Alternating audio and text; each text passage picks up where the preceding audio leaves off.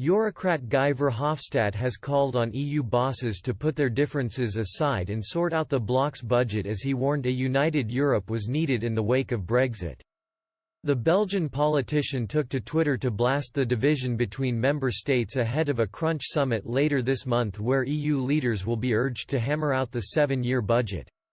Mr. Verhofstadt's public rebuke comes as European Council President Charles Michel prepares to host the February 20 talks on the Multi-Annual Financial Framework (MFF).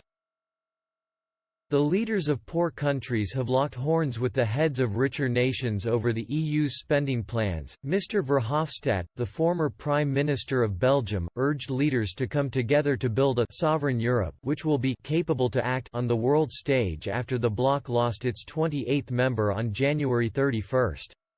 Mr. Verhofstadt tweeted on Wednesday, "It's time EU leaders put their differences on the EU budget aside and make an agreement with the EU Parliament.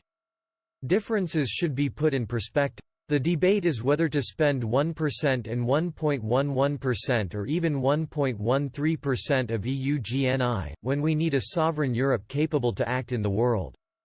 Given that Britain was the second biggest net payer into the EU common pot, wealthier member states are facing calls to step up to the mark and fork out more money to close the Brexit gap as well as fund new priorities. A senior diplomat who was involved in the previous round of budget talks in 2013 said, "The net payers will have to show they fought for every penny.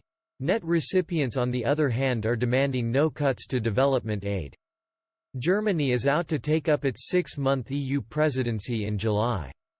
Angela Merkel will therefore be keen to wrap up the budget talks before her country takes the reins.